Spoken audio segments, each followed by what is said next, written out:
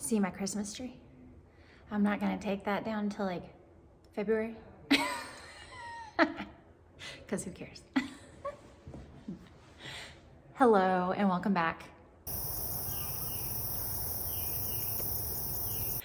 So I was so proud of myself because yesterday I was like, I'm gonna make a video. And I'm gonna move this over a little bit. And it didn't work out at all.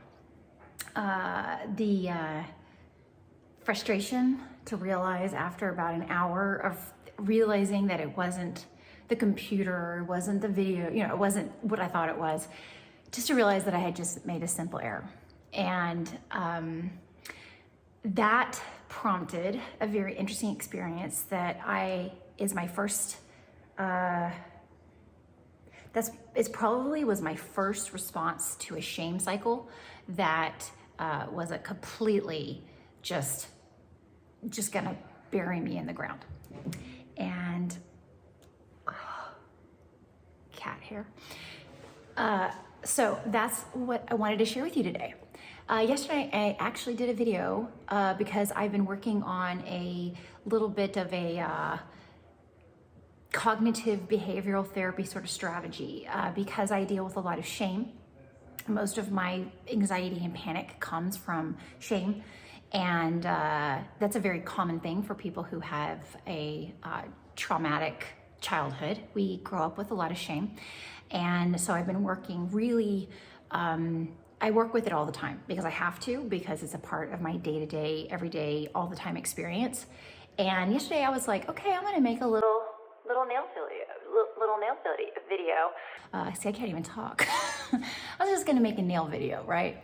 And this is what I did. Isn't it pretty? Isn't that pretty? It matches my scarf a little bit. But yeah, so I made a little video of me doing my nails, and I was just kind of like, it was just enjoyable. It was just fun, nothing big deal.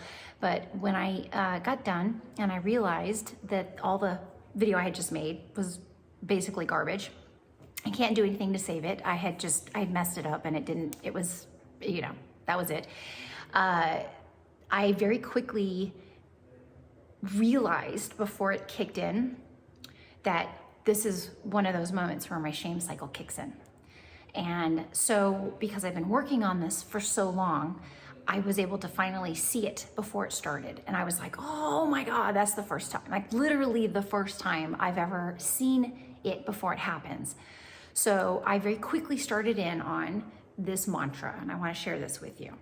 So this is what I started to tell myself yesterday. And this is something that I've learned through reading, but could never put into practice. And it's simply this.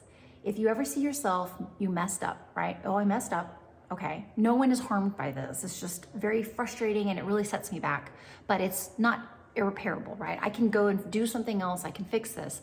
So this is that sort of scenario, is tell yourself, I am not a bad person. I just messed up. That's it. And repeat it to yourself over and over and over again. So if ever you see yourself in a situation where you make an error, right? And you know from habit and repeated effort that you go in on yourself and you self-attack, and it becomes just this cycle of just negativity about yourself and how terrible you are because you must be a horrible human being. We know that's not true, because if you were genuinely a horrible human being, other people would be really harmed by your actions, and I'm pretty sure most of us aren't living in that reality. So shame is not based upon facts, it's based upon impressions. And unfortunately, as children, we were given a very unfortunate experience that said that any error we made was egregious, was the worst you could possibly do. And it was out of proportion. And so as adults and people as you get older, you have to start to help yourself with that, right? Because it's probably, I feel, because of how deep it hurts me, I will go so far as to say that this is what people end their lives from, because it is so terrible. It is terrible. It is the worst thing besides abuse that I've ever experienced. And this is what I was telling myself yesterday, and I told myself again today, is I'm not a bad person. Me as who I am, as all of myself, and my character and myself and who I am, is not a bad person. It's that I just did something, I messed up. That's it. And what's so frustrating is that shame does not have any discrepancy or differentiation between something that is like innocuous, that is like whatever, you know, you could just go redo it. It's not a big deal. And when you've really messed up. And unfortunately, the reaction's kind of the same, except that the real messes, the real things that you mess up in might actually be like, you know, that's when we turn to self-harm because it's so painful, right? But the feeling is the same either way, I feel like, because it's just, it doesn't have a level. It doesn't have any sort of volume, or you can't turn the volume down on this, you know? So the only thing that we can do is offer ourselves compassion. That is the only recourse. That is the meeting end to shame, because shame is a reaction to like misunderstood error, okay? Somebody else overreacted to something we did wrong, and it gave us a wrong sense of reaction to doing wrong. So we have to teach ourselves that this is not us, because that idea was planted in, and this is not the end of the world, okay? Minor mistakes and things that are repairable are not the end of the world. And if you are anything like me, you were given an extreme punishment to something that was very easily remedied. So this is where that comes into place, because we're replacing a really negative, really harmful self-speak with something that holds space and says, it's okay. We're not telling shame to go away. We're telling it it's okay, because shame is only a reaction to misunderstanding. And it only is going to continue to fester in a self-deprecating environment. I know, because I've done it and I do it all the time. The number one question I ask my husband, because my approach to my own mental health recovery has been to vocalize what's going on in my head to people. And it might seem a little shocking at times, because some of the things that I say out loud sound terrible, like the worst thing you've ever heard. No one would ever talk to another person like that if they had a heart. And yet these are the words that I tell myself.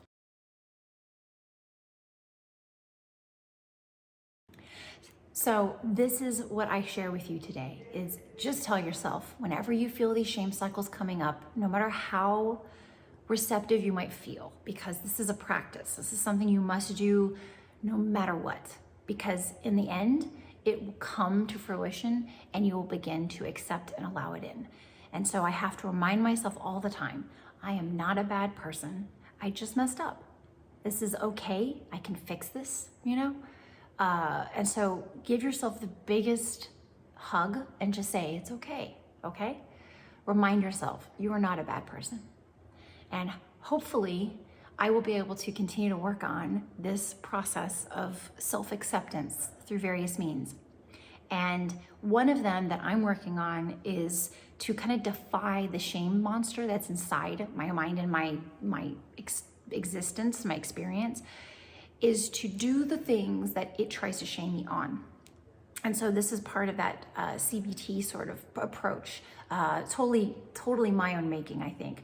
But it's something that if I hear a shame response to something that I would like to do, I just want to do it. I don't want to think so hard about it. I just want to enjoy it, like making videos or whatever. It is so hard because all I hear is negativity, but I've not received that negativity. It's just me in my head. Like no one out there is being this towards me. It's just me being this to myself. And the world is in a really tumultuous place right now. The world is an incredibly, everything feels like we're on the ocean in a boat, you know, a very wild, crazy, tumultuous ocean, and it's just flinging us all around. Everybody's going through some form of great, significant change right now in some way or another. And it's being forced on us a lot of times because we're being isolated from the world, and we're having to face ourselves in a way we've never had to before. Like you could just escape and now you can't. And so it's something that shame really has taken hold of me during this process. And for some reason, I'm a little bit grateful for it, right? You know, because in the same experience of the torture is the ability to fully actualize what's been happening.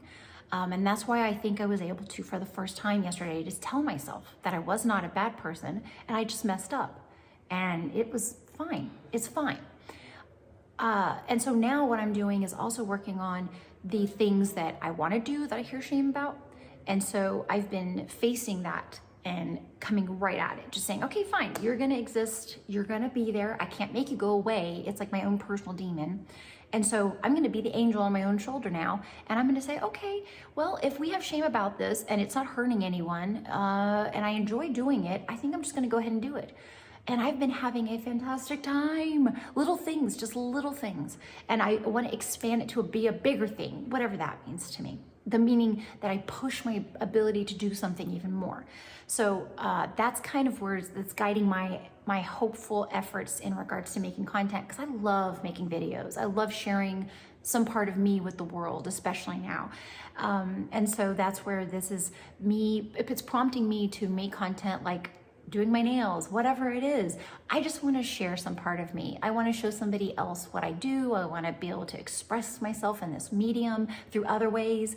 And that's what I'm trying to do right now, is trying to push that boundary because I'm at that place. Pushing boundaries is very helpful and it's very conducive to the overall healing process, because the limits that I set on myself were ones that were given to me, not ones that I set myself. And my cat's limits, apparently, my cats are also pushing their own limits. So we're all pushing limits right now. And I say go for it. Champion yourself, be your own best ally. And if you see something that you feel passionate about and you think, God, this would be so cool if I could do that, just do it. Find a way, find a method. For me, like, I have to simplify things sometimes. Like, I have to really, really break things down to the basics. That way I can actually pursue them. And I found that it's amazing how much more capable I am when I'm not just kicking myself in the shins all the time. It's amazing. So remind yourself, you are not a bad person. You probably just messed up. That's all you did. I think my cat's trying to kill herself.